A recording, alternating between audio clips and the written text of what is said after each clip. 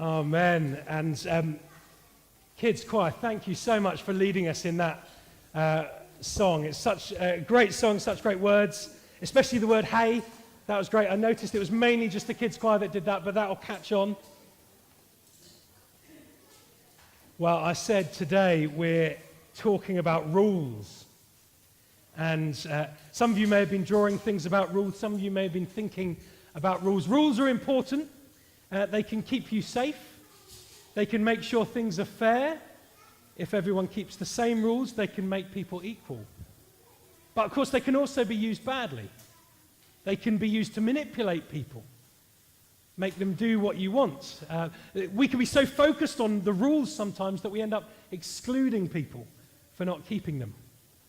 So I want us to think of some rules. And I'm going to ask if anyone can think of a rule that we could start in church.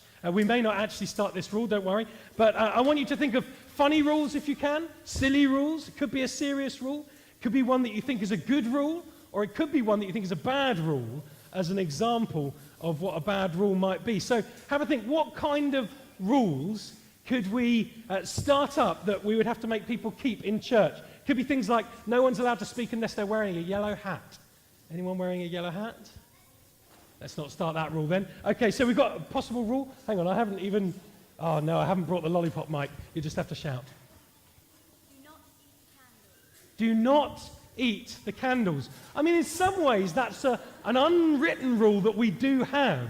It is not a good idea to eat the candles. But you're right, perhaps we should have it kind of on top of the service order. Do not eat the candles, because sometimes you get a nice scented candle, and it's really, you kind of, maybe you got one for Christmas, and it's cookies and cream or something, and you smell it, and you think, I know I'm not meant to eat this, but it really smells nice. And yeah, so good rule, Isabella, well done. Okay, any other rules that you can think of? Go on, Alice.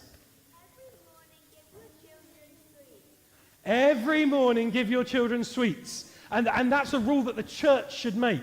So actually, if that went out, if that became established, that would be, the Queen of England would be instigating that rule as the head of the sovereign of the church. So that would mean that every morning, without fail, you had to give your children sweets. Yeah, okay.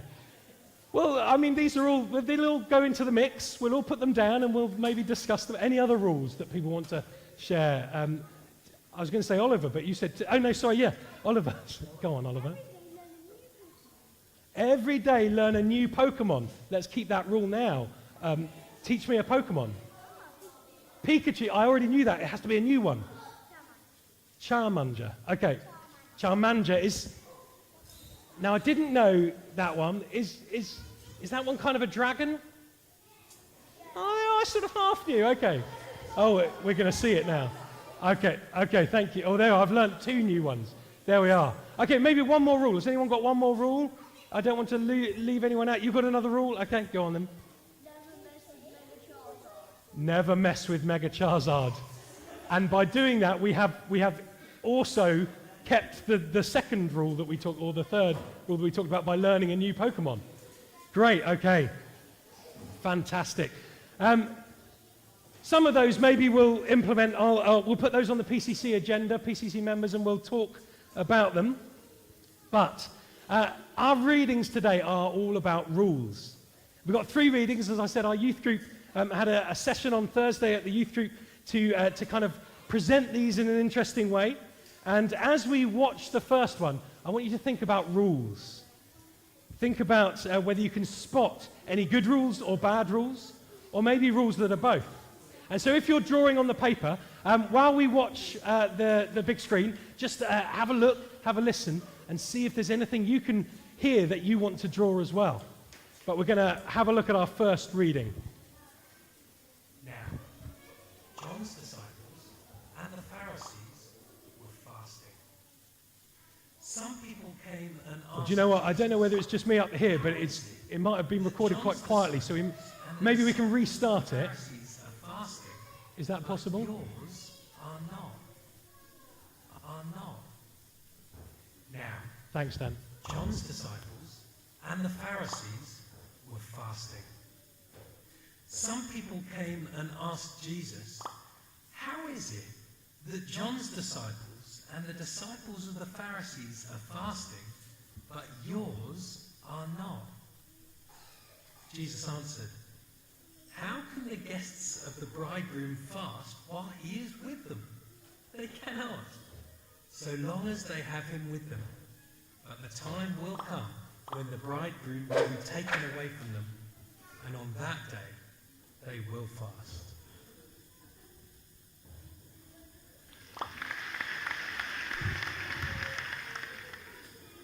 I love the depiction of Jesus there as not always as sure about things as we think he might be. But that's great. When he's asked, how come, he kind of goes, huh? But actually he has got an answer. He has got an answer. And he says, how can they fast? And we're going to look at that in a moment. So in that reading, we've got John's disciples and we've got the Pharisees and their fasting. Who can tell me what fasting means?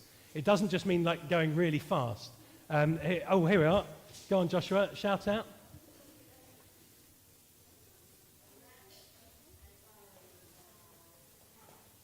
Sorry, I missed the second bit.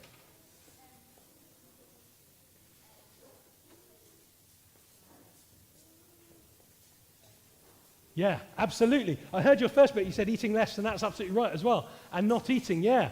And sometimes for a period of time, or well, definitely for a period of time. Otherwise, if you didn't eat at all, that would be a problem. But fasting absolutely means that, not eating or eating less. And in the Bible, people used to fast for different reasons.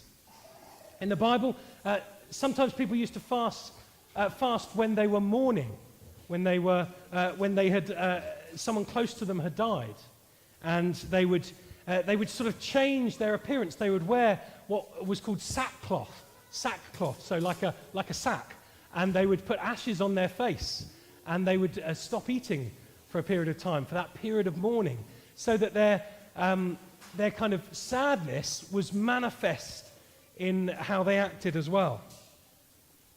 People also used to fast when they were repenting, when they were saying sorry to God for wrong things. We use a confession prayer in our services, and we say sorry to God, we pray. But in the Bible, they didn't only say sorry, they didn't only say their confession, but they showed it by fasting. And actually, there were some rules about how to do that, and why to do that, and when to do that, and who should do that. And so there were rules involved then. Now, we don't know whether John's disciples and the Pharisees were fasting for one of those two reasons or for a different reason. In fact, the Pharisees had started kind of fasting every week at certain times of the week to show that they were extra holy. And what we do know, though, is that Jesus' disciples were spotted not fasting. And the people came and pointed their fingers at them and said, "Oi!" That's not in the Bible, although I suppose it sounds a bit like it could be Greek, but "Oi, your disciples aren't fasting."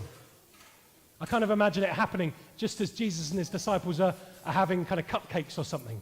And Peter's got a cupcake and he lifts it up to his mouth.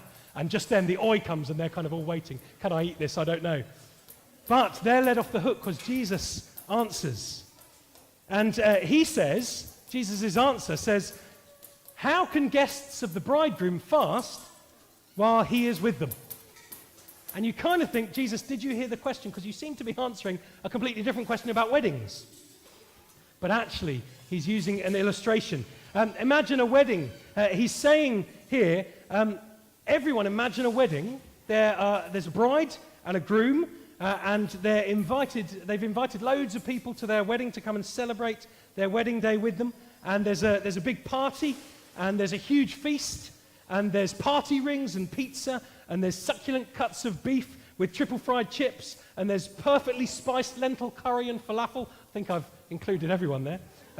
And they say, right, everyone, the food's ready. Let's eat.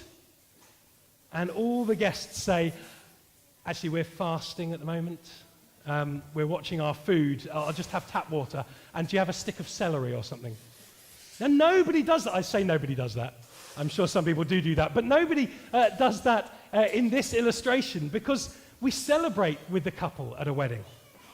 And we want to share with their joy. And then after the wedding, by all means, lay off the carbs and fast the day after. But while you're with the bride and groom celebrating, we feast and we celebrate with them.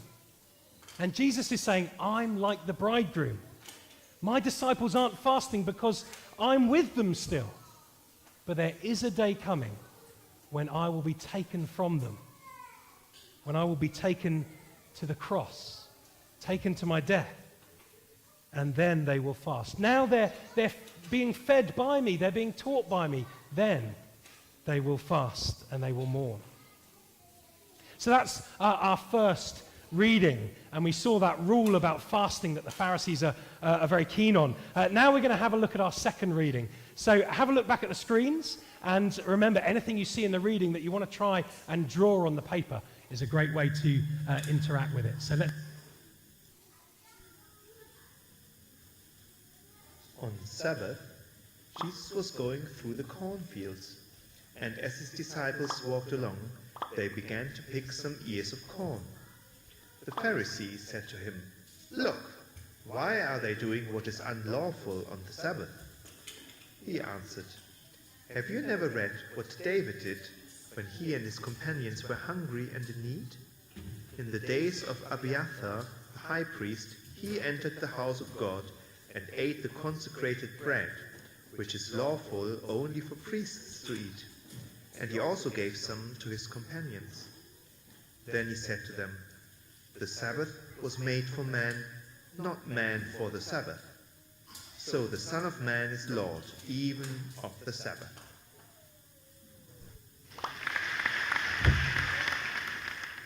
I've put in the clapping so you don't have to clap. There we are. Fantastic. Again, another great depiction of our Bible reading. And as we think about that one, did you spot the rules? Jesus and his disciples are picking some corn from the cornfields, and the Pharisees say, "Oi!" Ad-libbing. Why are you doing what is against the law? Why are you doing what is illegal? And they're not saying that it's illegal to kind of steal corn from other people's fields. That would be another issue. In fact, actually back then there were laws that said you could, if you needed crops, you could go around the outsides of other people's fields and take what you needed that was left over. No, they've got a problem with when Jesus was doing it. The reading started on the Sabbath. The Sabbath was a day of rest. It meant that the day was when everyone rested from their work, and it was a way of praising God and remembering how God rested after creating the world. So it was a good rule. It's a good rule, the Sabbath, to rest. And it was there to help people remember God and to rest together. But the Pharisees turned it into a bad rule. They started saying you can't do anything. You can't walk too far to your bed in order to rest. You can't help someone else because you're meant to be resting. You can't make food so that you're not hungry when you come to rest. It started becoming more work to rest from work than it would be if you just carried on working. And Jesus reminded them of this story, this account of King David. And you saw with the bread as they were eating. When King David was starving and ate some of the special consecrated bread from the house of God and gave it to his followers as well. And it was reserved for the priests, but he ate it because he was starving. And Jesus is saying these rules are here to help people, to help us know God, to help us live together well, not to hurt people. They're meant to bring people to God, not make it so hard to keep that even a starving person can't eat bread because the rule says so. So as we think about that rule and what it means, we're going to look at our last reading. So have a look up at the screens, and you know the drill. Another time, Jesus went into the synagogue, and a man with a shriveled hand was there. Some of them were looking for a reason to accuse Jesus. So they watched him closely to see if he would heal him on the Sabbath. Jesus said to the man with the shriveled hand, "Stand up in front of everyone. Then Jesus asked them, which is lawful on the Sabbath? To do good or to do evil? To save life or to kill? But they remained silent. He looked around at them in anger and, deeply distressed at their stubborn hearts, said to the man, stretch out your hand. He stretched it out, and his hand was completely restored. Then the Pharisees went out and began to plot with the Herodians how they might kill Jesus.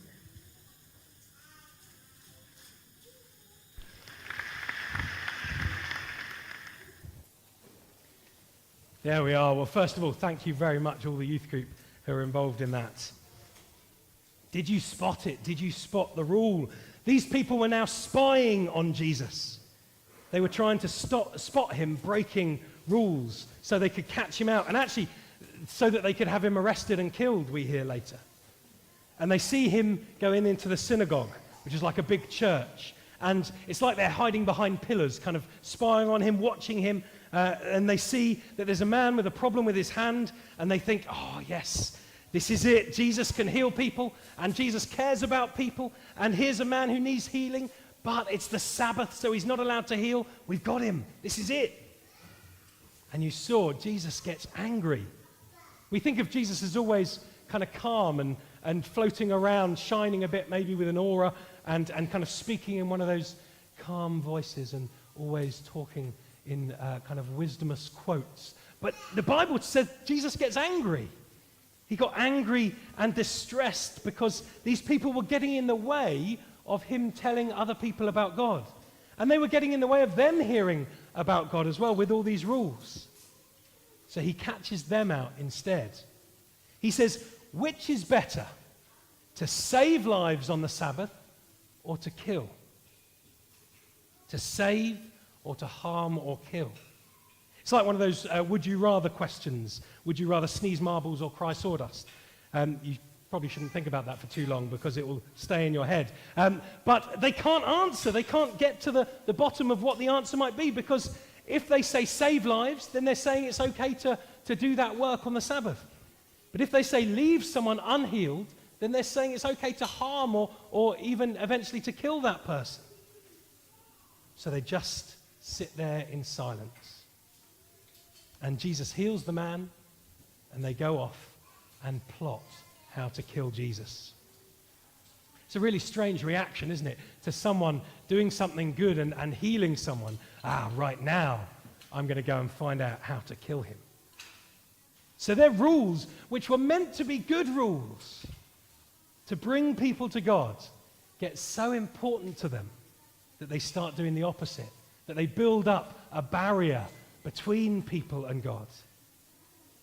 We often think that Christianity is about rules and religion and ritual, but actually, really, the Bible says Christianity is about a relationship with Jesus.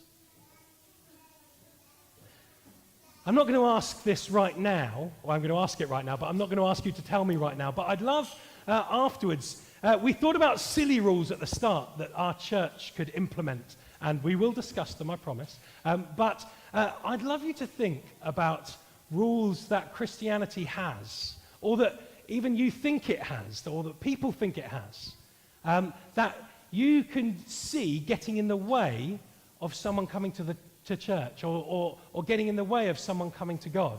And if you can think of something that you'd like to chat about, come and tell me afterwards. And I'd love to hear some of those, and I'd love to talk over them. Or you can talk with other people about the things that you think get in the way of people coming to God and being spoken to through his word. It's a great thing to think about, and it's a great thing for us as a church to think about.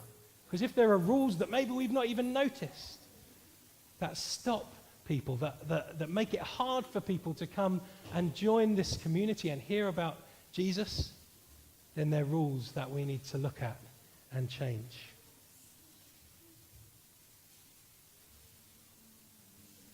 We think about Christianity as rules, religion, and ritual. But Christianity is really about a relationship.